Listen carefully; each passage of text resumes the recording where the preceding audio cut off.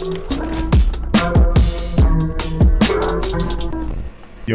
what up, though? Blood Raw in the building. Was good. What's good, baby? What's happening? Hey, man, I'm chilling, man. I can say, man, for the first time, I finally got Florida royalty. Oh, man. To step through the door, man. For sure. Hey, For man, sure. shout out to you, man. I see you doing your thing, man. I catch your interview, Beehive. Okay, like for sure. You really embracing and moving on this media. Definitely. Dirty glove, you did off the porch. Yeah. You moving twice. How do you like the media space right now? I'm loving it because I'm finally able to, you know what I'm saying, just speak to the people. Yeah. You know what I'm saying, instead of just through music.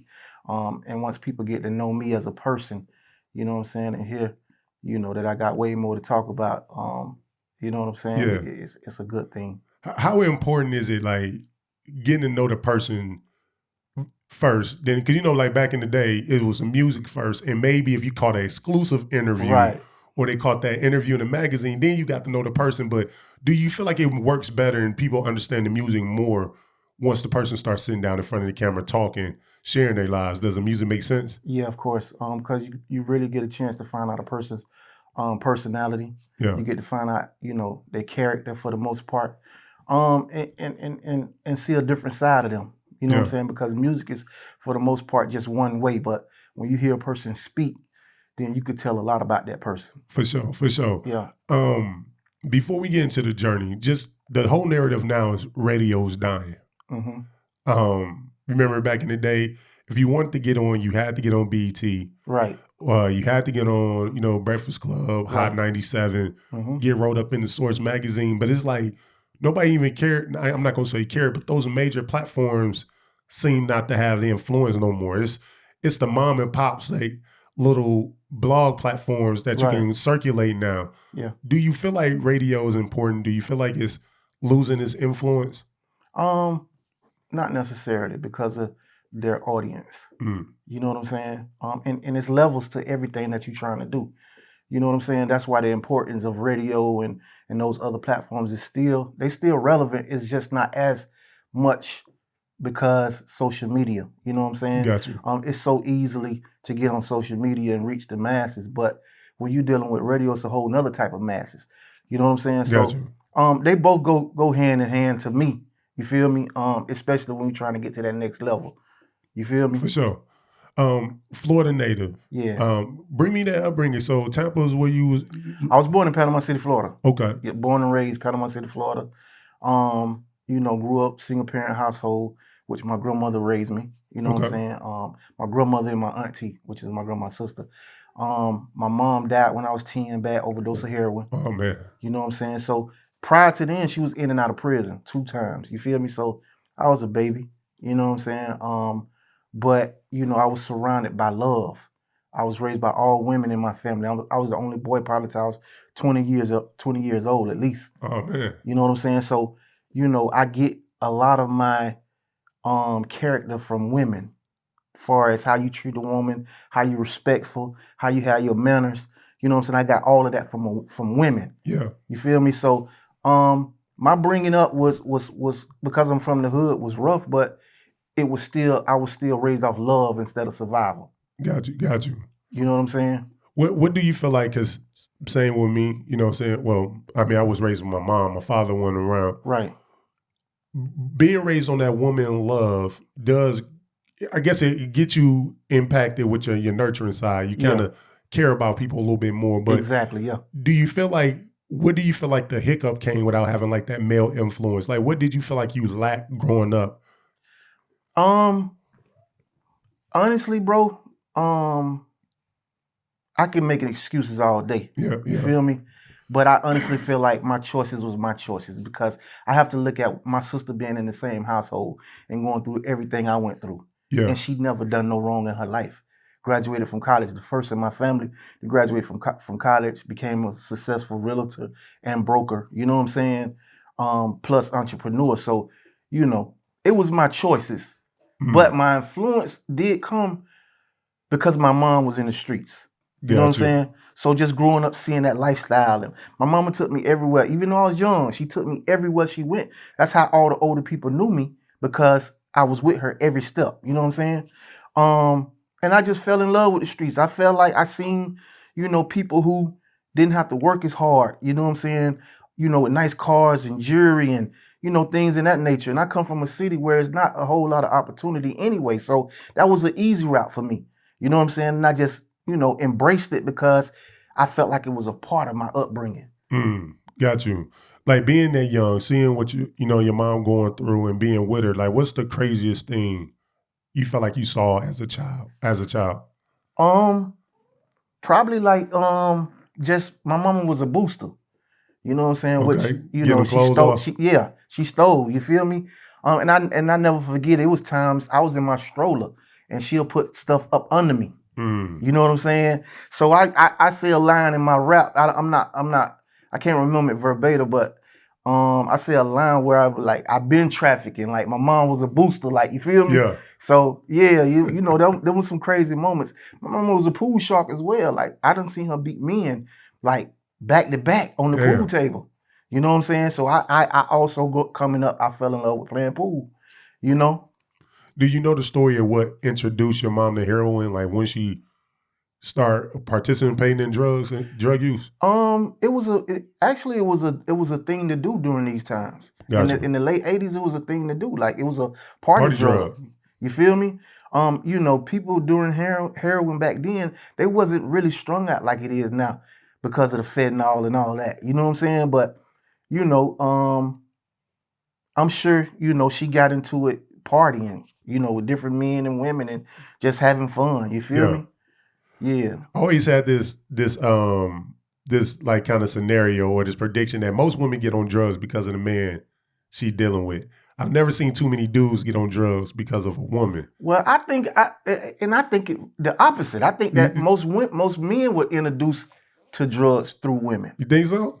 I've seen it a lot. Oh damn. Yeah, I've seen it a lot. Like if you hear stories or you ask a lot of men how did they get on it, they 9 times out of 10 they're gonna be like, he was trying to get that cat. Exactly. She was like, here, try this. Men gonna go to the extent for whatever. You feel me? Yeah, for sure. Straight up. Yeah. Your mom passing at 10. Mm-hmm. How did you deal with that? Were y'all because of her drug habit, her being in the streets? Yeah. Did y'all still have a real close bond? Of course, I was a mama's boy. You know what I'm saying? I seen no wrong in my mama. Like no wrong. Even though she went to prison twice, I seen no wrong. And my sister say that to this day. Like you know what I'm saying? Like I don't understand. I was too young, but I do. You feel me? But I get it. I get it. How she was raised and where she come from. I understand her moves. You feel me? Not saying that it's right, but I understand. Yeah. And I look at everything from both perspectives. You feel me? So, yeah, it definitely was the moments of me saying, I kind of want to do this. Yeah. Can you take me through that day when you found out like your mom passed and then going through that process? Like, did a part of you die or what in you changed once you saw you had to lay your mom to rest? Just me in general, like, cause like I said, I was a mama's boy, you feel me? So, my pain is to this day, you know what I'm saying? To this day, like I can't never say that it's ever gotten any better. You know what I'm saying? My mama was my everything. Like, you feel me? Like, literally was my everything. I remember my mama died on Halloween. Okay. So I never celebrated Halloween up until the past 3-4 years. And that was my first time taking my kids trick-or-treating, you feel me? But I remember even the morning that we found out. And the night before on Halloween, my mama asked me, can she go out? She was going anyway, but, she was just asking me like, making me feel good or whatever. But, I'd never forget, I'm sitting in front of the TV on the floor and she was like, baby, I'm finna go out for a minute. Can I go out? You know what I'm saying? So I'm like, yeah, cool. You good, mama. You feel me? And, when I woke up, me and my sister, the police was at our house. You know what I'm saying? And my grandma, they sent us to school like it was nothing. Like it was nothing happened. And nobody verbally told us that my mama died. Like, you feel me? We just kind of picked up on what was going on. Yeah. You know what I'm saying? Yeah. Like I never ever had clarification of somebody saying your mom passed because of this or, you know what I'm saying? Like, so my whole time growing up, like, you feel me? It was just, I just had to figure it out.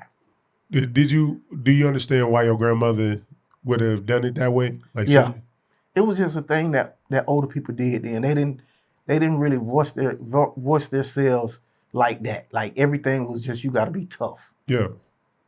Now, Panama City that's Panhandle, right? Yeah, yeah. What do you say? Because it's like Florida is kind of that weird dynamic. It's like you can go to certain place in Florida and it feel like the South. Oh yeah, for sure. And then you can go further south in Florida and it can feel like not the South. Right, right, right. When people say like Florida isn't part of the South, like how do you respond to that? I don't see how not though. Like, you know what I'm saying? Like we are the bottom. You It's feel me? about as much southern as you can almost As get. much southern as you're gonna get. You know what I'm saying? But you know, it is what it is. And Florida's broke up into three dynamics for the most part. North Florida, Central Florida, South Florida. Okay. And they all three are totally different from each other. No, for sure. You know what I'm saying? Like I'm from the Panhandle, so it takes us 7-8 hours to get to Miami. Damn, y'all almost glorify Alabama. Yeah, we at the line. Yeah. You know what I'm saying? So yeah. So are y'all influenced more by like that Alabama, Georgia? Not saying y'all influenced by that Georgia culture, but when it come to music, well then I can't even say because like, okay, let's go back. Mm-hmm. Florida hip hop history. We know Yeah. Uncle Luke, that bass Yeah. music came out of Florida. Right. And then it kind of transformed in Atlanta. Mm-hmm. Who were some of the early influences for you music wise coming out of Florida? Because right now, Florida, y'all on fire For sure. in hip hop right Yeah. now. But coming up, who influenced you coming out of? Definitely Trick Daddy. For sure. Definitely Trick Daddy. You know what I'm saying? Was my influence. Poison Clan, JT Money. Okay. You know what I'm saying? Like those were my influence. You feel me? But I've always been a Scarface fan. Like that's my top two artists like of all time. You feel Okay. me?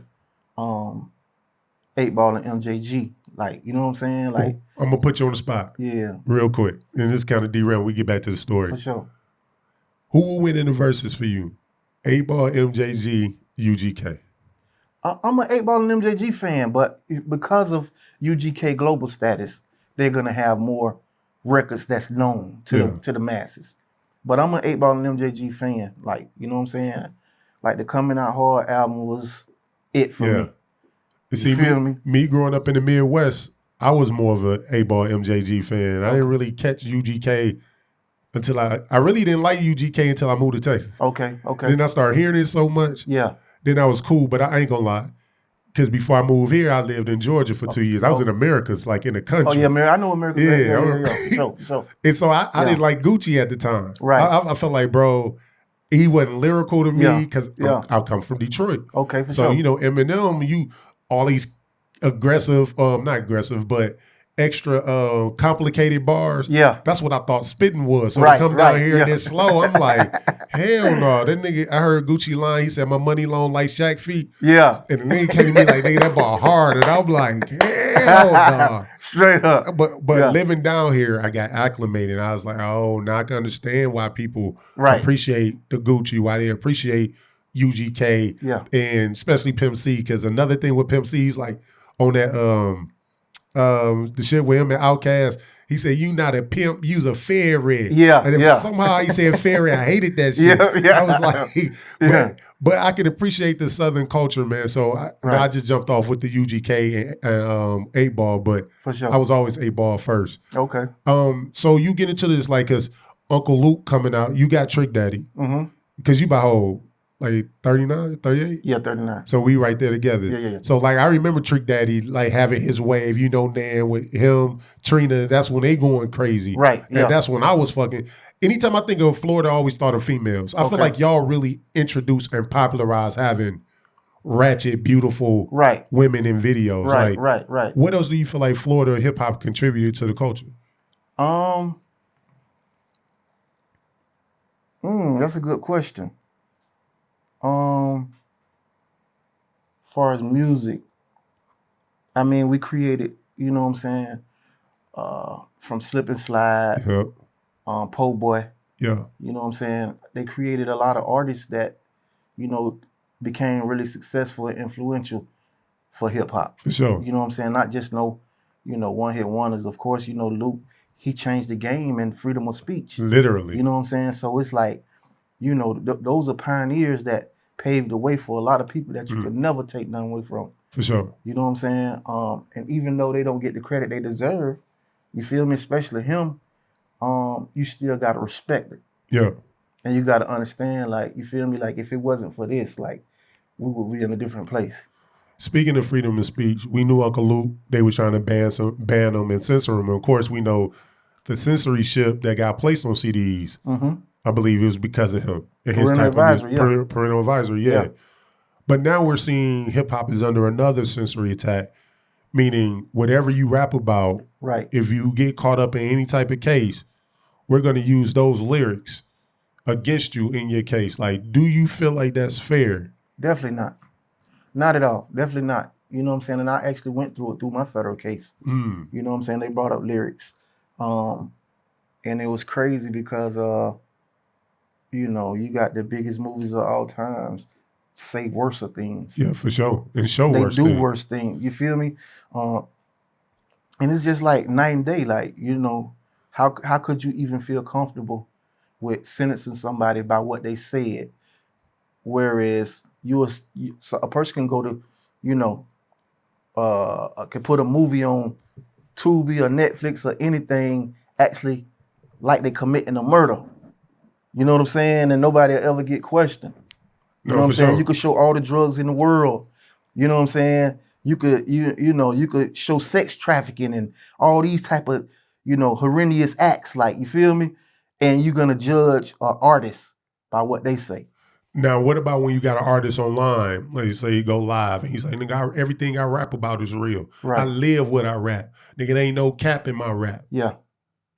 What do you do to those situations? Then you be like, oh no, he's just lying. Well, in the beginning of rap, they was creating studio gangsters. Yeah. It was fine.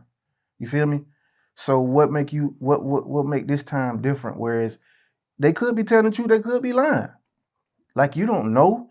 If they do an act of violence or crime, then you investigate and you charge them for that. But not speaking on something, you know what I'm saying? Yeah. Anything is hearsay, bro.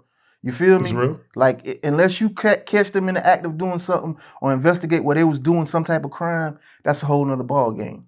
So what if, and I'm just playing around with devil's advocate with this, but you got a dude rapping like, yeah, I caught Pookie in the behind the stove, shot him 3 times in the head, left him dead, took his left shoe, ran out back with my crew. Yeah. Then the investigation had this murder of a dude named Pookie who did get shot 3 times in the back of his head, and they was trying to figure out what happened to his left shoe. They listened to your lyric and you kind of filling in the blanks and literally telling this story. Should they still be like, nah?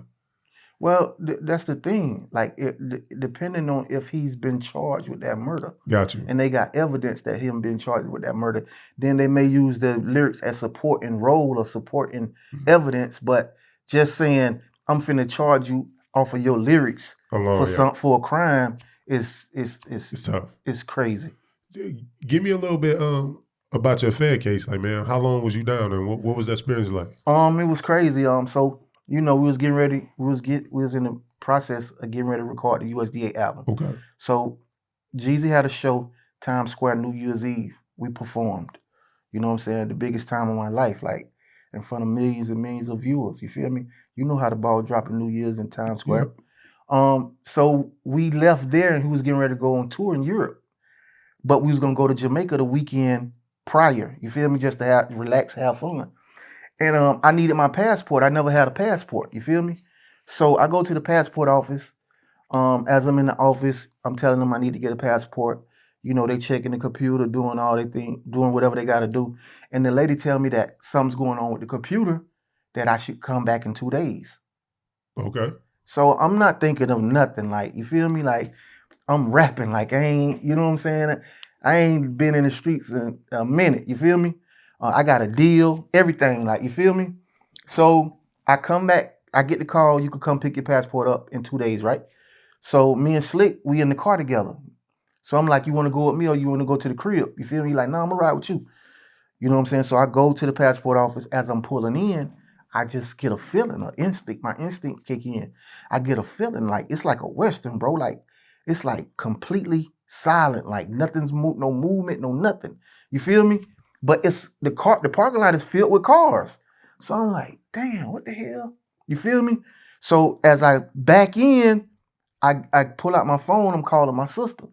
You know what I'm saying? So I call my sister for everything, like, you feel me?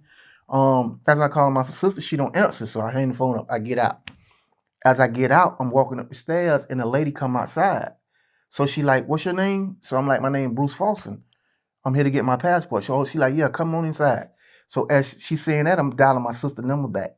I'm walking slow. So my sister phone is ringing. Soon as I walk in, they rush from everywhere. FBI, ATF, Damn. you know what I'm saying? Everybody. You feel me? So they grab my phone, close my phone. So on the next tail, you know, if you close it, sometime it'll still be on. You feel me? Yeah. At this time. So my sister answered the phone and she hearing everything going on. You know what I'm saying? So the phone hang up. So they tell me I have a federal indictment in the state of Florida. You feel me? Now keep in mind, I already heard the word was on the streets that the feds was coming to pick me up. That was part of the reason why I signed with Jeezy at the time. Because at the time, it was people like Universal, Atlantic, T.I., Trick Daddy, Jazzy Faye. All these people was wanting to sign me at the same time. You feel me? But I just wound up going with Jeezy because I felt like he would understand my music more. You know what I'm saying? And so I was locked up, you know what I'm saying, for like 5 months. We did a speedy trial. And my lawyer wanted me to stay in Tallahassee because it was already 10, 12 people on my case. So he like, if you go to your hometown, more people gonna jump on it. That's what they do in the feds. Like, you feel me? So I go to Panama City. I get ready for my trial. I go to trial. By the grace of God, I was acquitted. The first time in the state of Florida, in the northern eastern district of state of Florida, in over 20 some years. Damn. You know what I'm saying? So and I give all glory to God, bro. Like, no other person can use my situation and be like, you know what I'm saying, because blood raw beat the feds, we should try it. You know what I'm saying? My faith is what brought me through my situation. My faith in God, you know what I'm saying, proving that if you have that type of faith and trust him, that anything is possible. You know what I'm saying? Yeah. And it just was different signs in my case that you had to know that it was God's hands on it. You know what I'm saying? Even before deliberation, he wanted me to understand that it wouldn't be my lawyer that get me out of the situation. It's going to be him and solely him. So my lawyer came, and keep in mind, my lawyer, in his office, it say no snitching allowed. Like, he don't represent snitches. He'll get them through their situation. You know what I'm saying? But he's not going to represent them. He'll refer them to somebody else or whatever. But long story short, he came to me, he said, now, you know, I don't agree with this, but this is what they telling me. They like, you got one more chance. And this right before deliberation. They're like, you got one more chance that you could cooperate. So I'm like, I had my Bible and I had a picture of my son in my Bible. And I said, this is what I believe in right here. You feel me? And he was like, I'm just asking, you know what I'm saying? So that was one thing. The second thing was when they was coming in for deliberation, it was a heavyset white lady. She winked her eye at me. Like, literally winked her eye at me. Like, you feel me? The sign of saying, like, everything gonna be okay. You feel me? Yeah. Okay. This was my judge's very first federal case. This was the prosecutor's very first federal case. When they deliberated and said not guilty, bro, on everything I love, the lady who do the typing, she bust out in tears. Wow. You know what I'm saying? Not even that. Even my sister told me after the fact, when they was deliberating and they took a break, and everybody went to McDonald's from the court or whatever. My lady was like, my sister was like, when they was in McDonald's, the lady just kept staring at her, kept looking at her, smiling. You know what I'm saying? Like, all of these different signs, bro, is just like, you got to know it was God. For sure. You know what I'm saying? Like, what was the initial charge? Conspiracy to over 20 keys of cocaine. Ooh. Yeah. Sheesh. Yeah. Man, that was a lot of money. Yeah. Yeah. Yeah. To the music journey, man, like growing up in a household raised around a bunch of women. Mm-hmm. Who introduced you to hip hop? Like, how did you actually get into rapping? Actually, I was a Tupac fan, like crazy Tupac fan. I love Tupac. In this song, the particular song, "Brother's Got a Baby," is what made me be like, man, I want to rap. Like, you feel me? And me and my friend, my childhood friend Max, you know what I'm saying? We just started, trying to rap. And it was a particular dude that was rapping already that we knew, older guy. His name was Derek, but they called him Rock D. But we used to go over his house and he was actually teaching me how to write bars. Like, you know what I'm saying? A lot of people for a long time didn't know how to write 8 bars or 12 bars or 16 bars. Like, you feel me? And I learned early how to structure songs. Got you. You know what I'm saying? So yeah, that was a big thing for me. And that was the moment that really, made me want to rap. But I didn't take it serious until me coming home from prison my second time. Got you. Now, were you already in prison? Like, were you rapping? What they call it, like the talent shows and shit? Well, no. I was rapping, but I didn't get in no talent shows. But I had a friend from Clearwater in St. Pete, Florida. Ike and Cadillac. Them the two people who gave me my name, Blood Raw. Got you. You know what I'm saying? And Blood Raw is a slang in the state of Florida. Explain it. What's the definition? Like if I gave it to you in a sentence, it'll be like, I'm gonna give it to you Blood Raw, meaning the absolute truth. True. Got you. You feel me? So yeah, they gave me the name. They used to be like, boy, like I rap my raps to them and they be like, boy, that shit Blood Raw, boy. And it stuck with me like I liked it. You feel me? Yeah. Yeah. Because essentially, at the surface, I would have thought like, okay, you probably a blood. No, yeah. But growing up for me, like we ain't have gangs in Florida for a long, long time. Like people from other places came to Florida and started creating, whatever. You. But yeah, we ain't have gangs. We only beef with other sides of towns. Like we ain't have no gangs. Now, up in your area, is it a lot of Haitians also, or is that more of a that's a Central Florida, Southern Florida thing. Got you. Yeah. Okay. So what's that aha moment for you when it's like, I'm actually good at rapping, like starting catching a buzz? Like, at what moment did you realize, like, regionally, people was tapping into Blood Raw? I had these 2 records called My Block Burn featuring Pastor Troy, and then the song Represent. Okay. These 2 songs got me a deal in literally like 7-8 months. Damn. You know what I'm saying? This guy named TJ Chapman, he took me on his wing and he believed in me. You know what I'm saying? Along with my manager, C. Wakely. You know what I'm saying? C. Wakely, he loved me as a son, as a artist. He invested so much time in me and just basically told me like, bro, like you got what it takes. You feel me? But you're gonna have to leave the streets alone.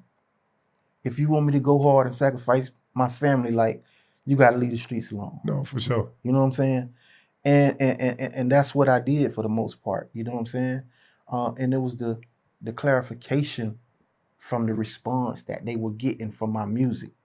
And I just was a hustler, bro. Like when I came in the game, I was doing my CDs, from disc makers and stuff like that was already packaged. Yeah. Like I was buying beats from Lil Jon and producers who were already on. Like I was getting my records mixed from big time big time engineers like Leslie in Atlanta, like different people who did it for real in the industry level. You feel me?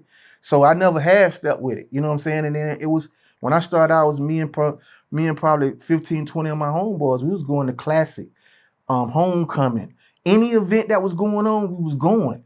In our cars, jewelry. You feel me? And we was just passing out CDs, having fun, and putting on. You know what I'm saying? Yeah. And I just done it different. Like I really never asked nobody to play my music. I was trying to build relationships off rip before it was cool. You feel me? Like I would get the DJ's number and check on them during the week. Yeah. Text them like, you good, bro? Just checking on you. Like, you feel me? Or either come to their city and take them out to eat. You know what I'm saying? Or buy them a jacket or a coat or something. You know what I'm saying? That was for the DJs. You feel me? I just was doing those type of things, man, and a lot of my relationships started getting stronger. You feel me? And then my buzz started growing. I was dealing with the different promoters like Dog Man and Coach Wilson and what I'm saying, different promoters. My boy Jay and different promoters. That started taking me to the next level. You feel me? Yeah. And I never forget one night I'm in Dothan, Alabama, and I had a show. And Jeezy Streets Is Watching had just came out. So he had a show at another club. So keep in mind, like you said, Alabama is right by Florida. So I was on fire in Dothan, Alabama. It's only an hour and 20 minutes from Panama City. You feel me? So my show was packed And Jeezy show didn't really have nobody over there. You know what I'm saying? Yeah. So at this time, he just dropped. So he wasn't really, you know what I'm saying, on fire in Alabama like that. So they left their show and came to my show. You know what I'm saying? Of course, at first, I'm sure that they came to promote, put out CDs or whatever. And they came in. And as they came in and they was coming on stage, my song Represent came on. And word for word, they couldn't believe it. Like, they couldn't believe it. You feel me? Like, Kink pulled me to the side. He's like, man, what you want to do? Like we want to fuck with you. Like, you feel me? So I'm like, what y'all want to do? And I done heard it. You know what I'm saying? Like I said, I had, you know, Universal, T.I., Trick Daddy, Jazz Face, all these people already trying to talk to me about signing.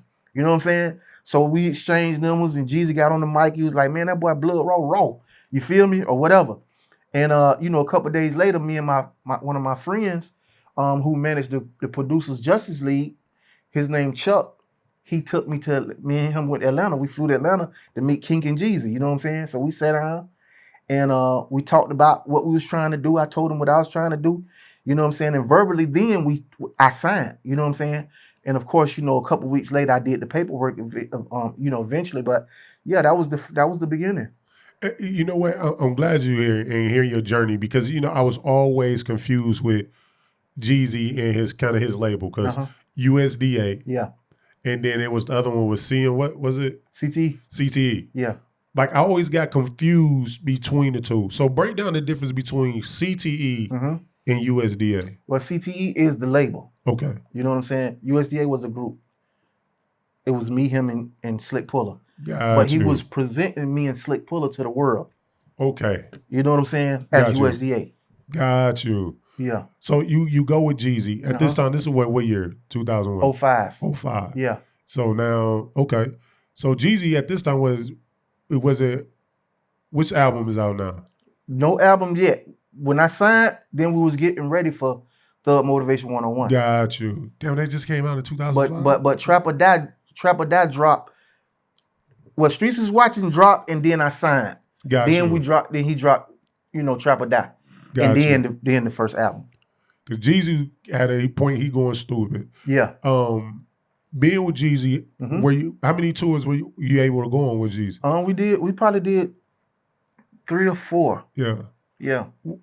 Getting that tour life. Yeah. What was that like? Because, you know, I hear 50 sometimes tell stories of him going on tour, opening up for Baby, Cash Money. Yeah. I've heard Redman and Method Man say they went on tour. I forgot who they went on tour with. And he said one time they went out and the curtains didn't even come up yet. They had to perform before they even pulled the curtains up. Right. What was that tour like going out with Jeezy? And y'all already kind of having a buzz. It was pretty dope because keep in mind when he first started going out on tour, you know, I had just got out of my federal case, so I dropped Indictment Papers mixtape with DJ Drummer. Got you. You know what I'm saying? So when he first started going on tour, I was doing shows on my own. Okay. You know what I'm saying? So and then he just wanted me to come in and you know, go on the road and see, you know, everything else and introduce me or whatever. But the tour life, man, was just a whole nother level, like, of seeing people all across the world. Yeah. You know what I'm saying? Grown men and women, you know, being a part of our movement, of the USDA movement, and people having tattoos and, you know, women having tattoos and, you know, loving us and just wanting to be a part of it. You know what I'm saying? Because we was the voice of the streets for real. Yeah. You know what I'm saying? And it was a time frame whereas nobody has ever represented the streets like that. You feel me? We made the world feel a part of being a part of something. Were you there when Jeezy and Gucci fell out? Yeah, I definitely was there. What was your perspective of all that happening? You know, just honestly, bro, like, by the grace of God, I never really had to, you know, be involved in no type of issue. Yeah. You know what I'm saying? Like, I've never ever had no issue about that whole situation. You feel me? And I was there the whole time. Like, you know, a lot of times I was in Florida as well, but I still was in Atlanta. Yeah. You know what I'm saying? And I never really had no issue though. Because it's crazy that So Icy song being so big, and here it is like 20-some years later. This is the first time they ever had a chance to perform it together. Right. That is kind of wild. So you signed with Jeezy. Mhm. What was your deal like with Jeezy? Was this a standard deal? Was 360s popping at Now that time? 360s wasn't around then. Okay. Yeah, 360s wasn't around then. It was a standard deal. I actually was the first and only artist off of CTE that was signed to Def Jam. Okay. You know what I'm saying? We did my project, which was My Life, the True Testimony, came out number 5 on Billboard. Okay. You know what I'm saying? And it, as even though it didn't go how it was supposed to go, you know what I'm saying?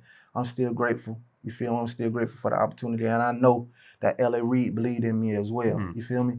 Because he told Jeezy them personally, you know, y'all dropped the ball on the Blood Raw album. I don't want to hear nothing else from CTE. I want another Blood Raw album. You feel me? And my budget was open for my second album. Joe Barrino signed, L.A. Reid signed, but Jeezy was the only one that didn't sign. Why would you think he wouldn't sign? I couldn't even answer it, bro. Like I still don't get it to this day. You know what I'm saying? We actually had a conversation because, you know, we had a whole lot of issues up until this point. You feel me? And, you know, I remember him and I sitting down at Gladys Knight, and I'm telling him about all my issues. You feel me? And he's just telling me, like, you know, I never looked at it like that. I apologize, bro. Like, you feel me? Like, damn, I ain't look at it like that. You know what I'm saying? And he gave me his new phone number. You feel me? And I was on my way back to Florida. He like, listen, when you get back, because we hadn't talked, me and him hadn't talked in probably 6 months. You know what I'm saying? And he like, when you get back to Florida, send me a record. I'm gonna jump on it real quick and we gonna release it so the people can know we good. You feel me? So I'm like, bet. So like all my niggas, they happy. Like, you know what I'm saying? Everybody. Because keep in mind, anytime that him and I ever had issues, I never ever spoke on it. I never ever told my closest friend. I never told my manager, because I know how people act when you tell them something bad about somebody. Yeah. That's what they're gonna think in their head all the time, no matter how good it get. You feel me? So I never want to tarnish the relationship. You feel me? So at this point, when I get back, I get the record and I send it to him, and then I call him the next day to tell him I sent it, and his number is disconnected. Like it's like changed. Damn. You feel me? So him and I, it's been probably 12 years. We ain't spoke since.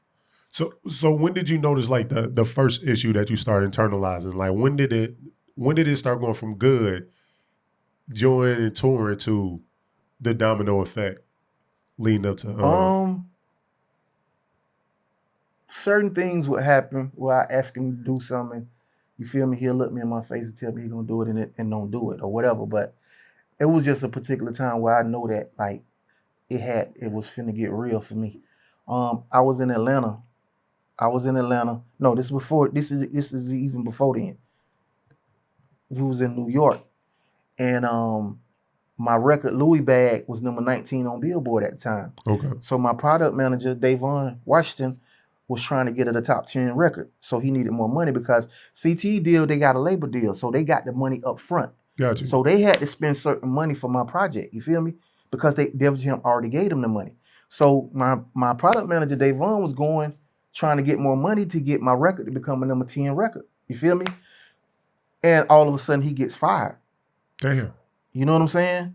So he get fired, and I come to New York, and my sister called me on the phone, and she like, I can't believe this fucking shit. I'm like, what's going on? You feel me? And she hit me, and she like, they done played a Jeezy and Kanye West record like 20 times on the radio in Atlanta. So she like, this is crazy. So I'm like, I'm gonna call you back, because I'm walking in the Def Jam office. Put on for my city. Yeah, put on for my city. Okay. You feel me? So I'm walking in the Def Jam office, and that's what's blasting on the speakers. So keep in mind, my record is, we trying to bring my record up on Billboard. You feel me? And not to mention, you know, Jeezy's the breadwinner for Def Jam. Yeah. It took us a minute for them to convince that to get on my situation to promote my album how it's supposed to be. You know what I'm saying? So I'm up there to do the double XL and the Source interview for my album. And that's what they blasting on the speakers. So I'm like, this shit is crazy. Like, I can't even believe it. But I'm still thinking positive, because that's who I am. You feel me? I'm thinking positive. I'm like, I just gotta continue hustling. You know what I'm saying? So when I left Def Jam, then I knew that shit was gonna be crazy. Mm. You know what I'm saying? And then the day that my album dropped, my old manager, because me and my manager, we parted ways during this time because he didn't like the way that I was getting treated. You Yeah. feel me? And he was like, to save our relationship, you know what I'm saying, I'm gonna just back away. You feel me? Because at this time, this my manager, and like I told you, it's kind of like a father figure to me. He's the person who got me out the streets, like, you know what I'm saying? So at this time, you know, I'm not even telling him all the stuff, but it's just off of what he's seeing Yeah. that he don't like it. You know what I'm saying? So at this time, I don't have no management. You know what I'm saying? So the week that my album dropped, the day that my album dropped, you know, you got to do in-store at DTLR. So I'm getting ready to go to my DTLR. I left the radio station, then I'm headed to DTLR. So he called me on the phone, excited. He like, bro, I'm in Walmart. I can't see, I don't see the album. You know what I'm saying? So I'm like, dang, like this is my first time too, so I don't really know how it worked. You feel me? So then my sister called me. She like, I'm in Walmart. I don't see the album. You feel me? Like, I'm getting calls, bro. So I call him on the phone, Jeezy. So I'm like, bro, man, like my people in Walmart and they saying they don't see the album. He like, you for real? I'm like, yeah, I'm for real. So he like, man, let me call you back. So as I get to DTLR, I'm getting ready to walk in and he called me back. He say, bro, like, listen, man, I apologize. He like, bro, like, listen, man, we're going to fix this shit, man. But Kink didn't print up a clean version. Mm. So instantly my eyes start watering, like, you know what I'm saying? Because I'm like, dog, I'm fighting, my nigga. Like, people don't know, like, I'm fighting, you feel me? And, you know, a tear come out. You know what I'm saying? I'm like, damn. So, you know, during this time, the DJs, they got to have a clean version to play your music on the radio. Yeah. Like, they not making no clean versions during this time. You have to have a clean version. So, you know what I'm saying? I was hindered off the rip. You feel me? And I just stuck it out, bro. I just stuck it out. I was hustling. You know what I'm saying? I had my own publicist that I was paying for. I was buying magazine covers on my own.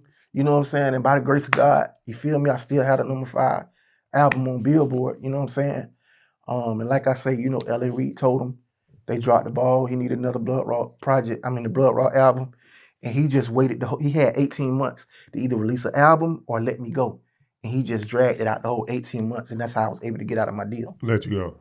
Yeah. So he was able to pretty much pocket the money that was for you. Yeah.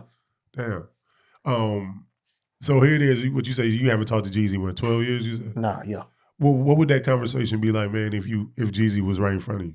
I have no idea. You know what I'm saying? To be honest, bro. Like, keep in mind, our relationship was different than an artist signed to an artist. We was more of brothers. Mm. You know what I'm saying? We lived together. Like, you feel me? So it's like, honestly, like, I'm gonna do what I'm gonna do regardless, but I just really want dog to be like, you know, I fucked up. Yeah. You know what I'm saying? Like, just admit that you fucked up, bro. Cause, you know, to a lot of people out here, you got us looking bad like we done something wrong to you. You know what I'm saying? And these stories, they go on and on, not just me. You feel me? Like, so when you hear what, like, you gave me your story, but what's the story that you hear about you or why it didn't work out? He'll never tell that story. Nobody, like, that's Okay. what be crazy. Like, I don't know if he tell his publicist to tell them, don't ask me nothing about Blood Raw or what, but he'll say something about CTE, but he won't say Blood Raw. But Blood Raw is the only person who ever had a deal for CTE. Got you. You know what I'm saying? So how you cannot talk about that? No, that's real. So being what you going through on the current topic, like, you see like Diddy and Mace go at it back and forth. Yeah. And you seeing their dynamic. Do you empathize? Can you see Mace's side of what he's going through with Diddy a little bit? Well, the thing about it is I don't know their situation. You know what I'm saying? Like, you know, we have these stories a lot of times, but like I said, our situation is totally different. If it was just business for me and him, you know what I'm saying? Yeah. And I've been a whole nother type of beast. Like, we have to stand on business. Like, you feel me? But because of our relationship, it's totally different. So with that being said, is it better to do business with family or is it better to do business with strangers? Better to do business with strangers. Better. Well, why you think strangers work out better? Because you feel me, it's like, you know, still being from the street, I got a code of ethics. You feel me? as well as him being my brother. So it's nothing that I don't even have no desire, to, even if it was a case that I would take him to court or some shit like that, or anything that's nothing that I would entertain. Yeah. You know what I'm saying? Like, and you never gonna hear me get on interviews or whatever and be like, oh, dog, or, he a fuck nigga and this, and you know what I'm saying, to talk down, and like, I'm not gonna do that. Like, you feel me? Like, I'm just saying, like, in our situation, you was wrong. You feel me? And that's what you do with brothers. Like, you, it's okay to tell your brother he was wrong. But on a stranger, you can. Whatever. A stranger is like, you ain't finna play with me. Yeah. You know what I'm saying? For sure. If we had business, that's what we gonna do. Now, I always want to ask you this, or just people in general, because, being here in Texas, one of our top people, most popular people right now is Charleston White. Right. I don't even know, did Boss Talk even ask you about Charleston? Nah. Yeah, he probably ain't gonna touch it. But when you look at Charleston, for the first time we see something different. Yeah. Somebody who is advocating on snitching or telling, seeing a crime, report a crime, threatening to send people to jail. But his message is, he feel like hip hop is dangerous, like hip hop is a poison to the community. Yeah. Drug dealers, gangsters, all of that, or poison to the community. Like, what's your stance with T.I.? I mean, T.I. Fuck. God damn. What's your stance with Charleston White? I was always told, when a person show you who they are, believe them. Right? I understand both sides of Charleston White. You feel me? And it's no difference than somebody and that's a police officer. They doing their job. They doing what they believe, you know what I'm saying, is good for the community. You know what I'm saying? But at the same time, you feel me? He has a lot of validation in what he talks about. You know what I'm saying? And you got to respect it, no matter how he say it. You feel me? Me and my friends talk about it all the time. Like, a lot of times it ain't what he say, it's how he say it that make people not like it. You feel me? Yeah. So, it's no different than, the old man under the tree. You know what I'm saying? He ain't finna sympathize, or he ain't finna talk to you, soft. He gonna talk to you hard and give it to you blood raw. Like, he ain't even finna play. You know what I'm saying? But when it comes to, him, advocating and being the police and saying he gonna do this and that, like, that's who he is. Like, that's who he is. What you gonna do? You gonna entertain it, or you gonna leave it alone? And I think that most people should leave it alone. Like, a lot of these guys, they so-called study the 48 laws of power, but they skip over that part. You know what I'm saying? They because people have became media. I hate to say it, but media whores. Like, they fiend for that type of stuff. You know what I'm saying? But when it hit home, then everybody got an issue with it. You feel me? I interviewed Charleston, and we talked about that. Does his tone lose his message sometimes? And of course, in the comments, the Charlestonites, that's what I'll call them. Yeah. A nigga weak if he care about tone or tonality or things of that nature. Like, weak nigga only worry about that. But Charleston's like, y'all don't care about rappers. Yeah.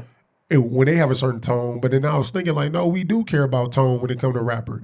What made Jeezy dope was the raspy ass voice. Yeah. It sounded different, the tone, the delivery. Because if somebody else came and rapped the Jeezy verse, they probably would have never came as far. Same as you. Right. Yeah. It's a certain tone, it's a certain delivery that you could have gave somebody else the same lyrics. Right. And it would never hit on anything. Right. And so the idea, and I tell people all the time, the reason why you like Charleston is his tone, his delivery. Right.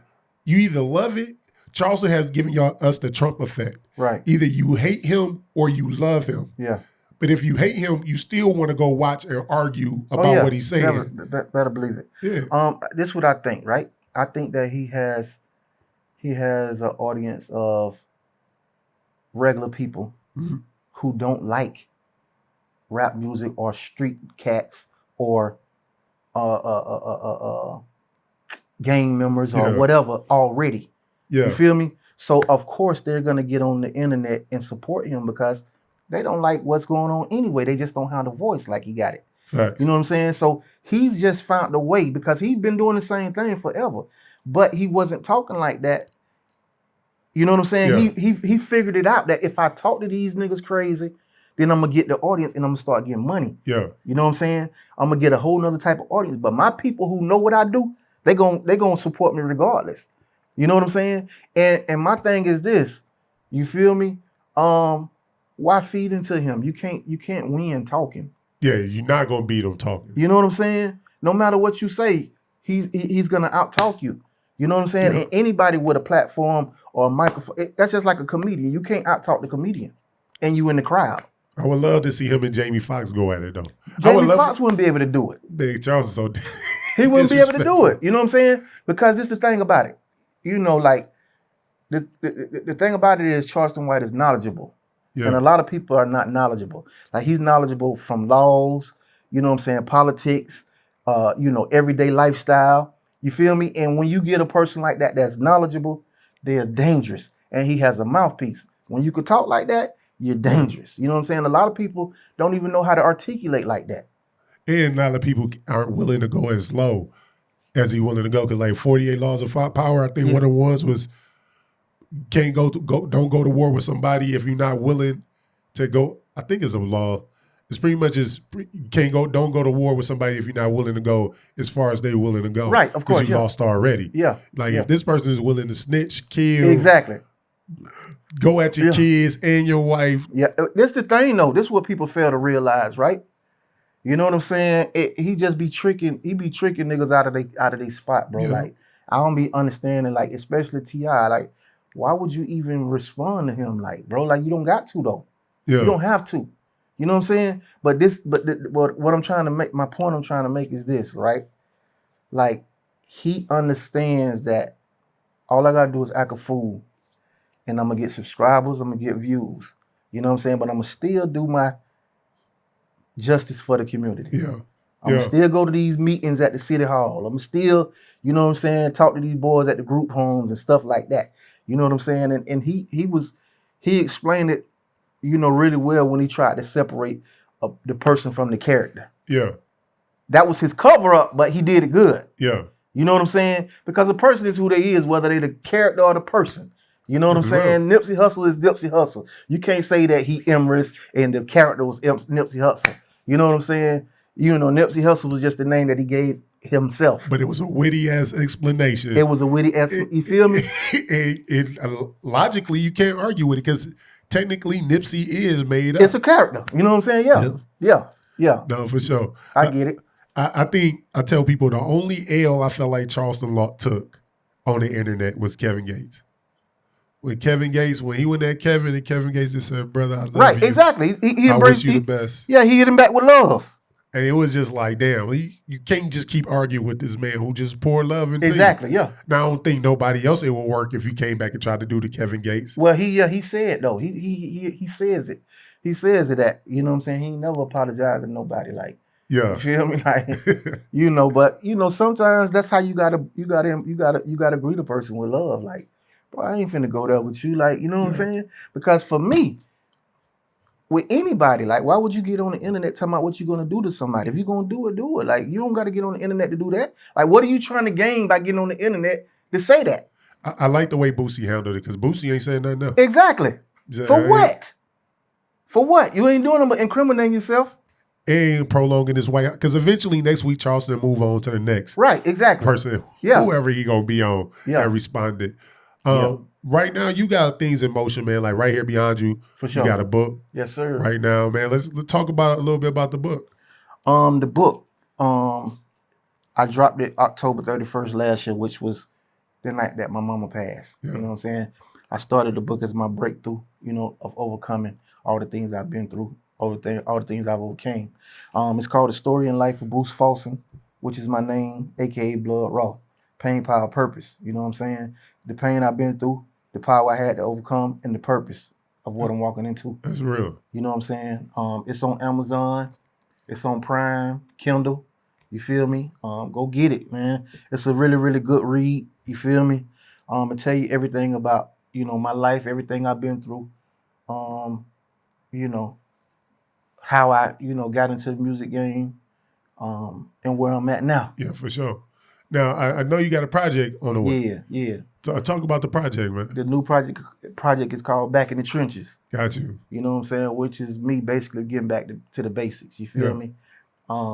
You know, and the vibe I'm at, you know what I'm saying? I'm just, my hunger is back again. You know, what brought it back? What brought that hunger back? Just me feeling like I had something to prove. Got you. You know what I'm saying? You know, I know it's a lot of naysayers saying he can't do it again, you know, especially without Jeezy. You know what I'm saying? So, you know, we're going to show him. I tell you, is it a release date for the project? Yeah, we dropping October 28th. October 28th. Yeah, October 28th. Back in the Trenches. On all platforms. You feel me? Any features you going there with? Or like? Nah, we ain't doing no features. We just, you know what I'm saying, we grinding this thing out. We're going to put out some good music. Hey, man, for sure, man. Hey, Blood Raw. Yeah. I appreciate you coming and tapping in. Man, I appreciate you, man. For real, for real. Dallas, Texas, you already know. I love y'all, you feel me? It's major love, you feel me? Follow me on Instagram, man. Blood Raw 1, the number 1. Blood Raw 1. Hey, man, well, until we meet again. Already. Peace.